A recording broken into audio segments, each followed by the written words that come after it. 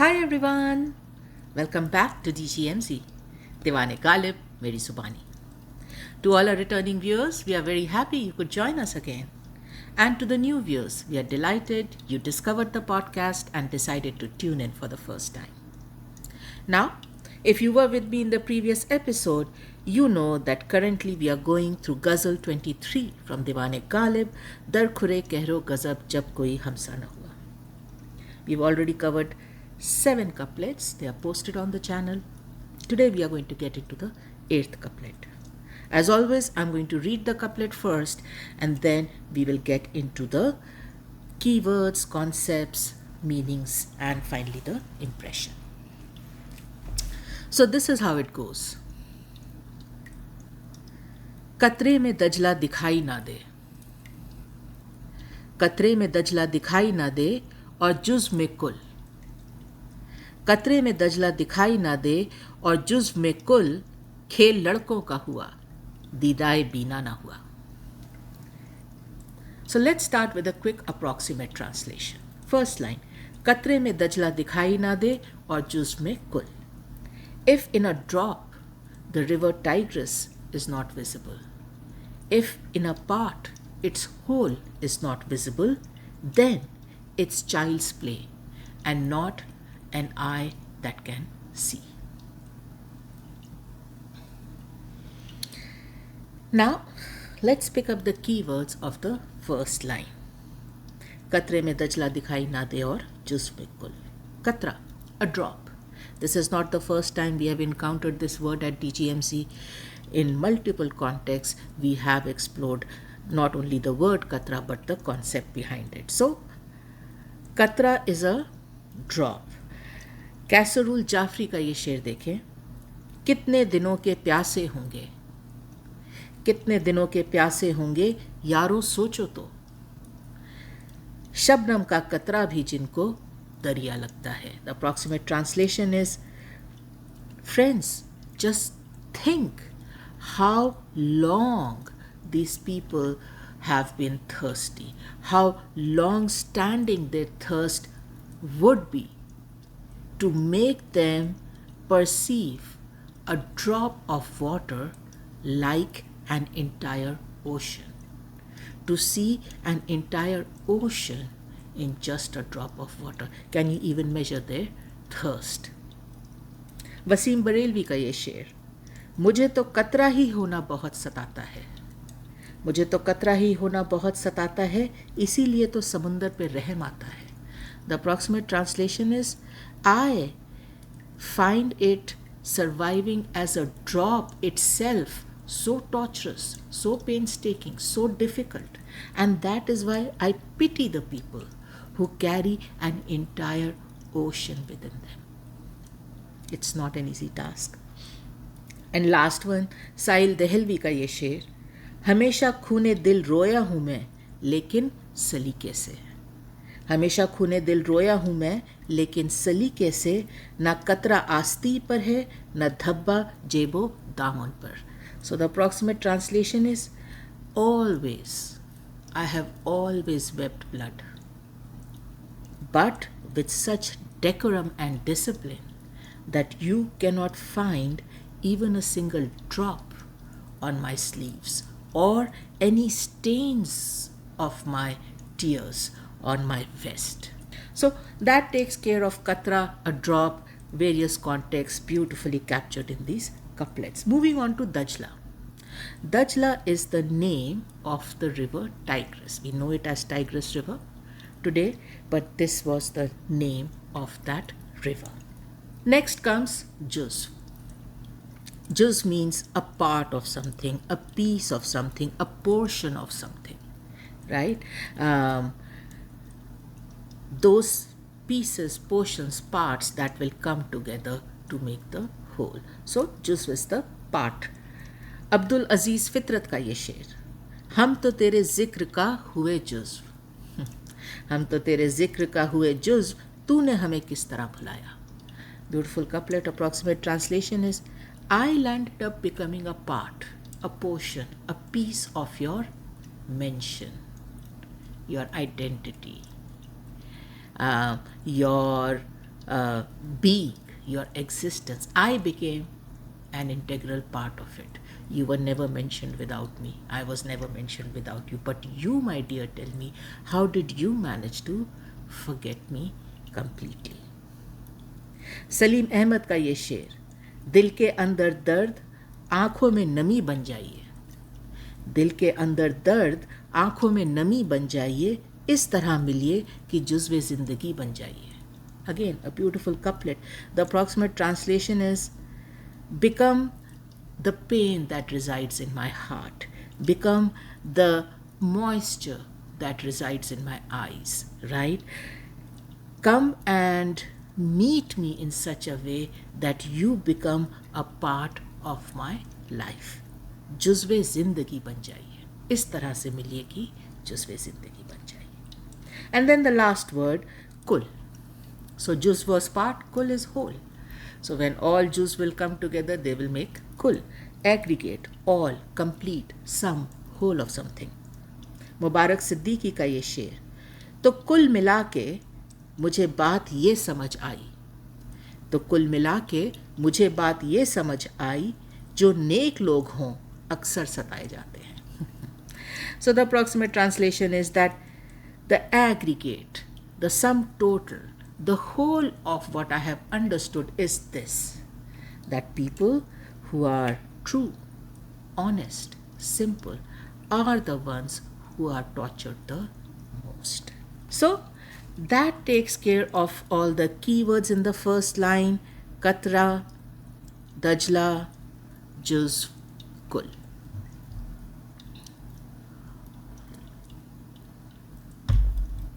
Now let's get into the impression. We'll take it bit by bit. So first portion, Qatre mein Dajlaa. A Dajlaa in a drop. Tigris river in a drop. This line of the couplet is embedded in the Sufi concept famously quoted by Rumi, and we have covered it in our previous episodes. You are not a drop in the ocean, you are the ocean in a drop. Now, one thing worth digging into is, why didn't Ghalib stick to the original form of this concept, which says ocean in a drop? That would translate to Qatre mein Darya. Why did Ghalib switch it from Qatre mein Darya to Qatre mein Dajlaa? Is it because Dajlaa is such a famous river that now colloquially all rivers are called Dajlaa? Or is there more to it? So, to answer that, we decided to do some research around Dajlaa, the river Tigris. And during our research, we found out that the Tigris river, Dajlaa river, was no ordinary river. Dajlaa or Tigris river, as we know it today, was the foundation of one of the few famous ancient river valley civilizations. Now, what is a river valley civilization? These were specific civilizations that thrived beside rivers, primarily because of the river, that served as a source for reliable water supply, fertile land, transportation, hunting and fishing, irrigation, and navigation. People used to walk along the river to come back home. So that was the pivotal, central role the river played in these civilizations. Now, some of the famous river valley civilizations of all times. Number one, Indus River Valley civilization that thrived around the river Nile. Number two, ancient Chinese civilization that thrived along the Yellow River. And then, of course, the Mesopotamia civilization that thrived along two rivers, Tigris and Euphrates. In fact, Mesopotamia, the word means between two rivers, and that is one of the rivers we are covering in this couplet. Dajlaa is the Tigris river. Now, in addition to being at the center of one of the most flourishing river valley civilizations, Tigris river or Dajlaa river has additional spiritual symbolism attributed to it across cultures and religions. In Sumerian mythology, the Tigris was created by the god Enki, who filled the river with flowing water. Enki gave birth to Tigris and Euphrates from streams of water flowing off his body. Enki's waters are considered life-giving, and his symbols are goat and fish, both of which symbolize fertility. Tigris River also appears twice in the Old Testament in Bible. First, in the book of Genesis, it is the third of the 4 rivers branching off the river issuing out of the Garden of Eden. Garden of Eden was the garden created by God for Adam and Eve. The second mention in Bible is in the book of Daniel, wherein Daniel states that he received one of his visions when I was by that great river, the Tigris. And lastly, Baha'u'llah, the founder of the Baha'i faith, also wrote the hidden words around 1858 while he walked along the banks of the Tigris River during his exile in Baghdad. So clearly, Dajlaa, or Tigris River as we call it today, is no ordinary river. Blessed with the status of being a provider, protector, and a spiritual guide, this river holds in itself the wisdom and purity of time and beyond. It has inspired and guided many of faith in their search for wisdom of seeing and not just looking. आलमा Iqbal का आप ये शेर देखें, ए मौजे दजला तू भी पहचानती है हमको, ए मौजे दजला तू भी पहचानती है हमको, अब तक है तेरा दरिया अफसाना ख्वां हमारा. The approximate translation is, O waves of Tigris, you still recognize us. You still recognize us because you and the river that you are still tells the stories from time and beyond of all the people you have seen come and go. अब तक है तेरा दरिया अफसाना ख्वां हमारा. You still narrate the stories of time and beyond of all the people you have seen. And then आलमा Iqbal का ही एक और शेर, उसकी ज़मीं बेहुदूद, उसका उफूक बेसगूर, उसके समुंदर की मौज दजला और दान्यूब और नील. So the approximate translation is, his earth has no limits. His horizon has no boundaries. Every wave of his ocean carries in itself the river Tigris, the river Danube, and the river Nile. So all this context to just emphasize the fact that probably the choice of Dajlaa mein Qatraa instead of Qatre mein Dajlaa instead of Qatre mein Darya is a conscious one. Ghalib does want to draw on this aspect of the river Tigris, where it is an inspiration and a repository of age-old wisdom and spirituality. So, when Ghalib refers to seeing the river Tigris in a drop of water, he is not referring to just any river being visible in the drop. He is referring to a river which is the purest of the pure, wisest of the wise, a river with maximum potential, maximum resources, which allow it to provide for everyone. Not just resources, but wisdom that it holds inside of it. So that takes care of Qatre mein Dajlaa, in the drop seeing the Tigris river.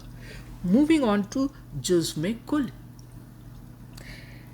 Now again, the theme or the dynamic is the same, but the example is totally different. So Juzw mein kul is being able to look at the whole when you're looking at its part.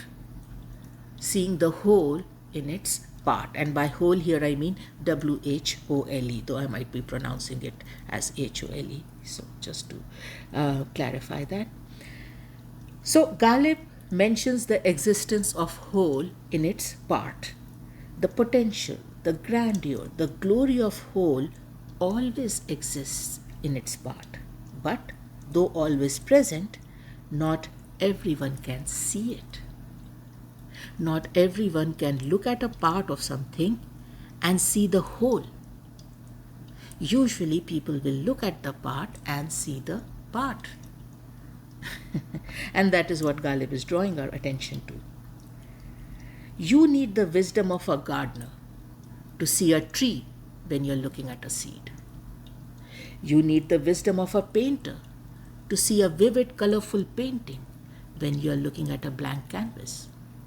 You need the wisdom of a poet, a shayer, to see a poem or a ghazal when you're looking at blank paper. You need the wisdom of an architect to see a skyscraper when you're looking at a plain, simple brick.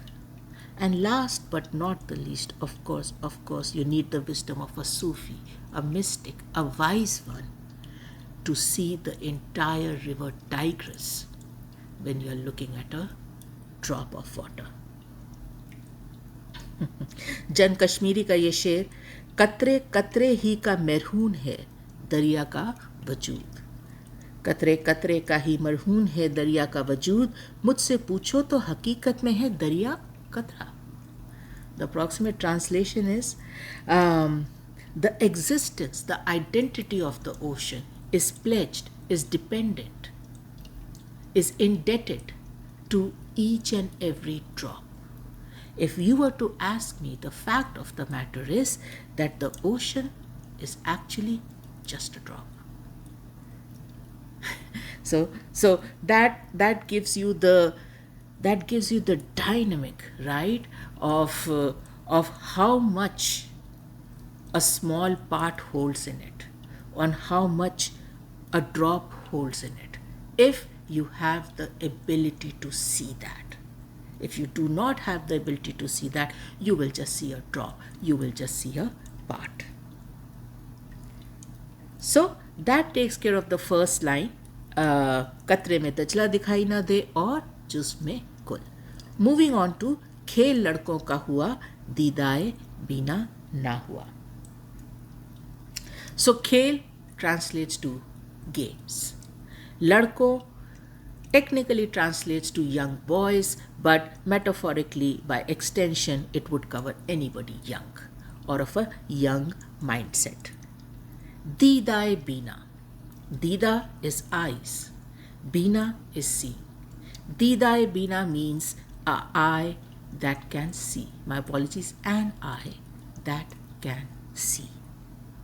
So let's take the impression for the second line again in portions. Number 1, खेल लड़कों का. Like I said, child's play, right? Or childish games, if you may. Ghalib uses this phrase to draw a sharp contrast with what is to come next in this second line, which is Didae Bina, and we'll get to it. But for now, खेल लड़कों का.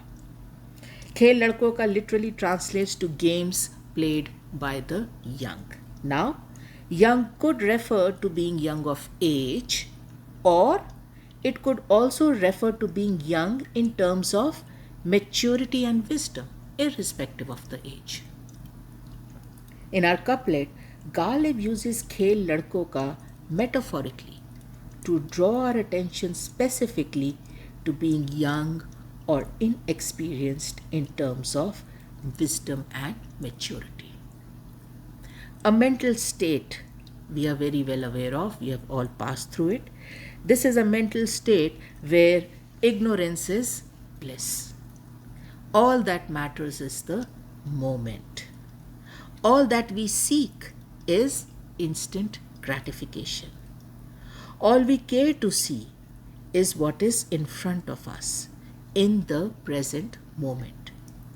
The past, the future, these are just hypothetical concepts that we know about, but we don't feel them and we don't act according to them. And lastly, things like consequences, pros and cons, right? Long-term impact, long-term results are again concepts that we know, but we kind of push them in the distant future, right? To be taken care of later. We want to live in the moment. We want instant gratification. We only believe in what we are looking at. We are only interested in what we are looking at. Many famous poets and thinkers have captured this immaturity associated with youth very well. Here are some of the famous quotes. Number 1, the follies of youth become the vices of manhood and the disgrace of old age. Number 2, young men think old men fools, and old men know young men to be so. Ben Lindsay ka quote, I do beseech you to direct your efforts more to preparing youth for the path and less to preparing the path for the youth. Benjamin Franklin, reckless youth makes rueful age. And the last one by William Butler Yeats, she bid me take love easy as the leaves grow on the tree. But I, being young and foolish, with her would not agree. So again, like we were discussing, that vibe, right? That infectious vibe youth is usually caught up in, where you think fast, you act fast. There is a lack of maturity, there is a lack of seriousness, there is a lack of wisdom that shows in your deeds and actions. So Ghalib himself has a lovely ghazal where he captures this exact mental state of immaturity and short-sightedness that he observes all around him. And in that ghazal also, he kind of draws a parallel of this state with games children play. So here is the sher. Bazi chaye atfal hai dunya mere aage, hota hai shabo roz tamasha mere aage. The approximate translation is that this world all around me, people in this world all around me, it almost seems to me as if I'm observing a playground where children are playing.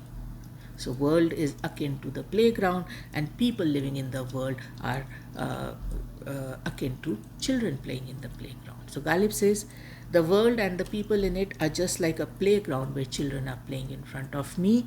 Hota hai shab roz tamasha mere, and every day, every night, I sit back and observe this ridiculous spectacle where people are behaving like kids. That is the level of immaturity, that is the level of ignorance, that is the level of instant gratification. Just like a child, these people are operating, and I sit back and observe them.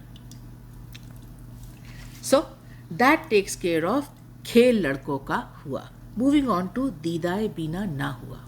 So didae bina, like we discussed, the eye that sees, the eye with sight, the eye with a vision. Now we have finally come to the part of this couplet which we in DGMZ lingo call the centerpiece of the couplet. The eye has always been a symbol for both divine perception and personal enlightenment. Perhaps because they are direct extensions of the brain, eyes have long been considered windows to our souls. also considered mechanism of prophecy. Eyes are symbols of inner spirituality and the cosmos, inwards and outwards. And then, last but not the least, eyes are the pools in which we see the reflection of our unspoken feelings and internal conflicts. Eyes also embody duality, such as light and dark, clarity and blindness, again reflecting the human complexities of emotions. Clear vision symbolizes wisdom, while blindness can represent ignorance or refusal to acknowledge reality. Eye symbolism. I think it is one of the oldest symbolisms that is as vivid, as famous, as used today as it was in the olden times. Turn over a dollar bill and looking back at you is the eye of providence from the reverse side of the Great Seal of the United States, representing protection of divine providence. The eyes of Buddha are a symbol of wisdom and enlightenment. The eyes represent how Buddha sees all realms after achieving enlightenment. The dot between them is the third eye, which sees inward and symbolizes spiritual awakening. The Egyptian myth tells how god Horus lost his eye in a battle against a rival when he was avenging his father's death.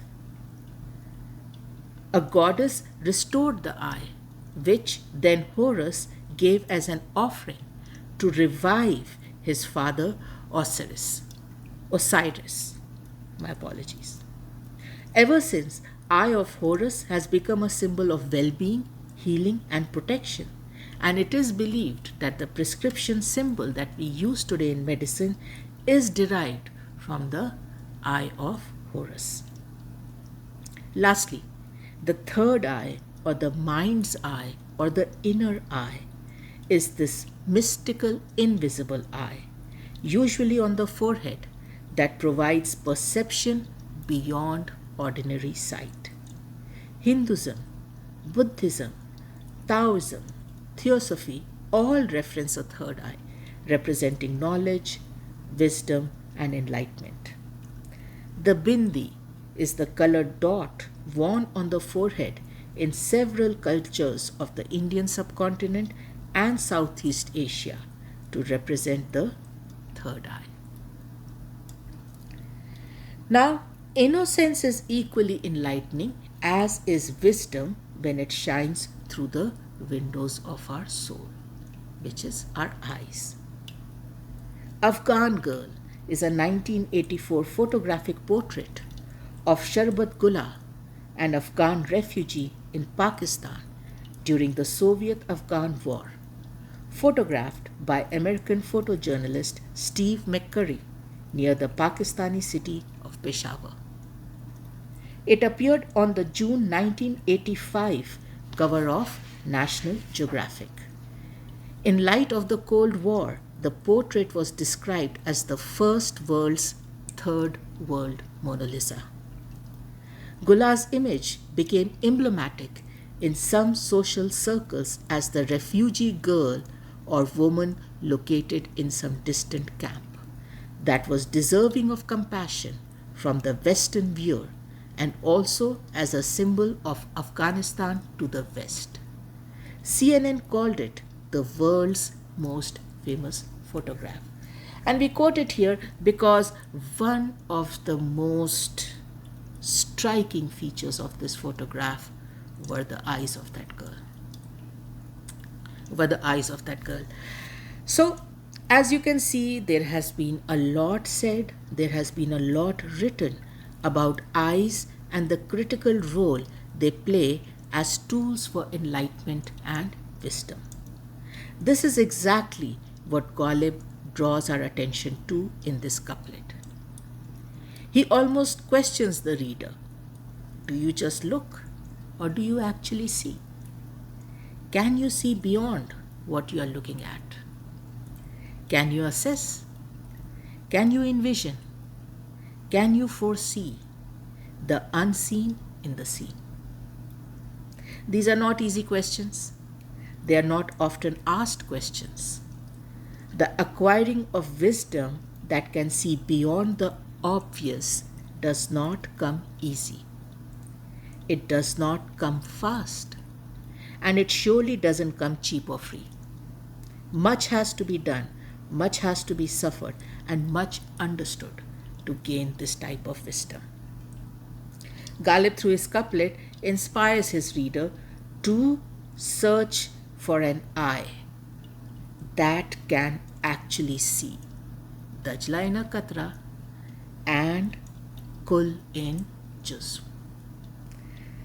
This rubai from Alam Iqbal beautifully captures this wish of Ghalib for his readers. So, here is how this rubai goes. जवानों को मेरी आहे सहर दे, जवानों को मेरी आहे सहर दे, फिर इन शही बच्चों को बालों पर दे। खुदाया आरज़ू मेरी यही है, खुदाया आरज़ू मेरी यही है, मेरा नूर बसीरत आम कर दे। जवानों को मेरी आहे सहर दे, God bestow upon the youth my morning sigh.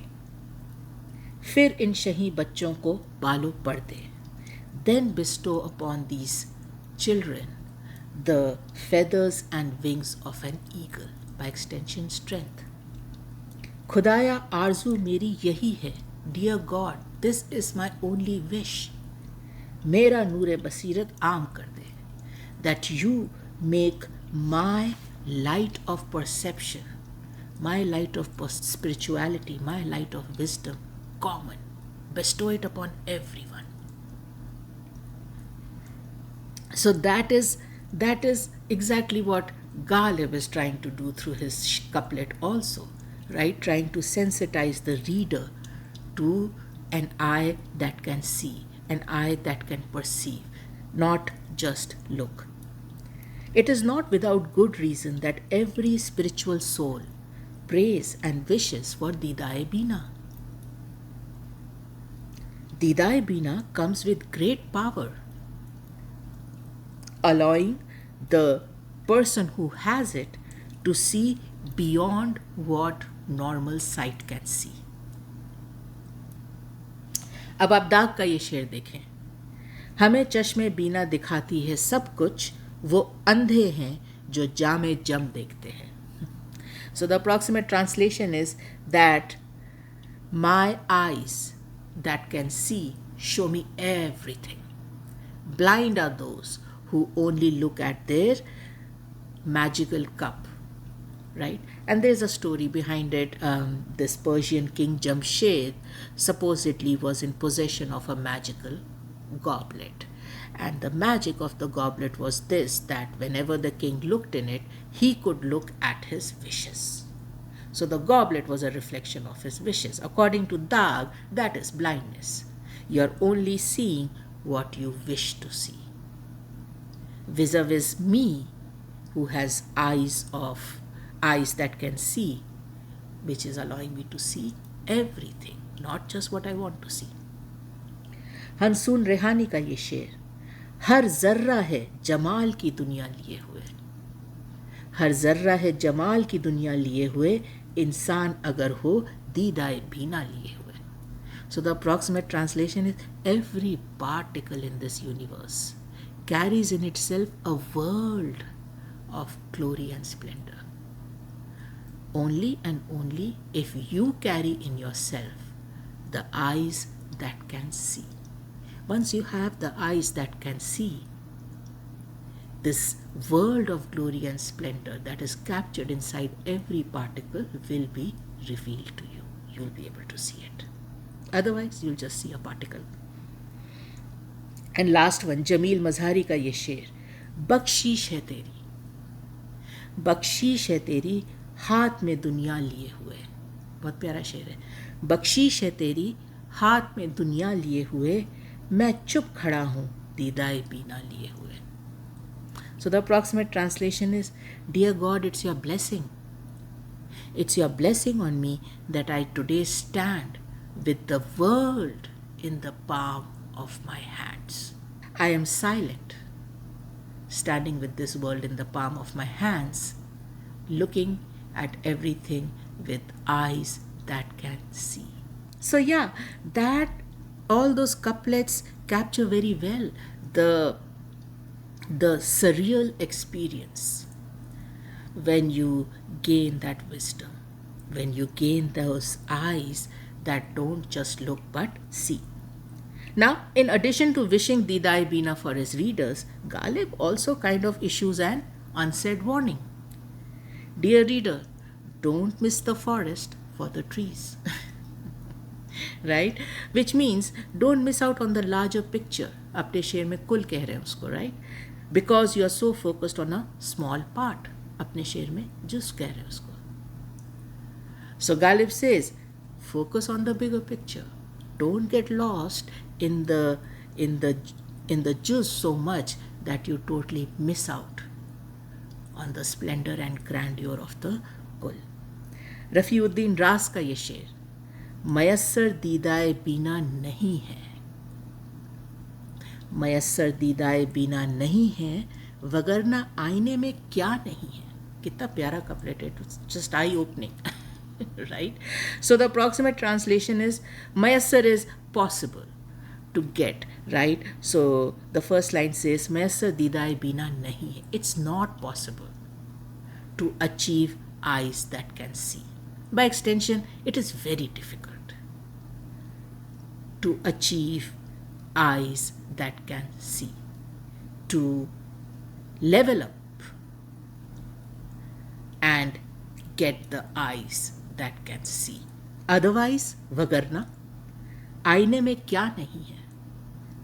What is there that doesn't exist in the mirror? Everything exists in the mirror. By extension, in the mirror you are seeing yourself, right? Everything exists in your reflection. By extension, the reflection is you.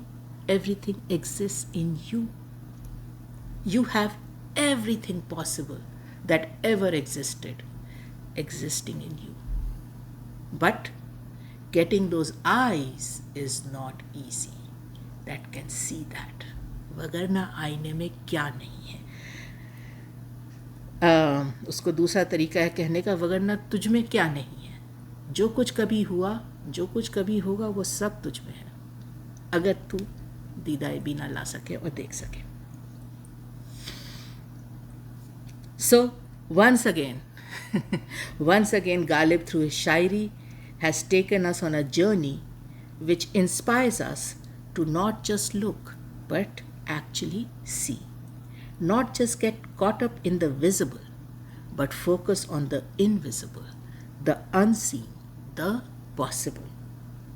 Ghalib in addition urges us to not waste time with games people play, because these games are usually riddled with immaturity, ignorance, self-serving, self-restricting desires. All this will prevent us from seeing the bigger picture, the bigger purpose. And if we cannot see it, we cannot be a part of it.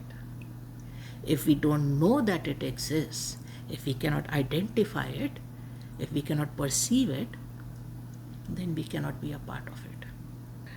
Ghalib is very clearly saying, as long as you keep playing these games, you will be blocked from seeing the river Tigris in a drop, from seeing the whole in its part, and from having eyes that can actually see.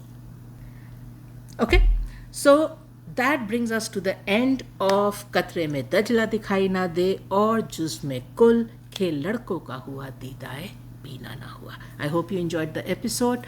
If you did, let us know via your comments. Let us know your feedback, share your thoughts. To all the viewers who take the time and effort to do that, we are so thankful to you. Like I always say, we draw our inspiration and motivation from the interaction you do with us. For the new viewers, as always, a very strong recommendation to go through the episode titled Introduction to DGMC, because it will give you a good insight into the motivation and inspiration behind this podcast. Now, let me end this episode by sending a lot of love and light to all you dear viewers, and thanks for watching.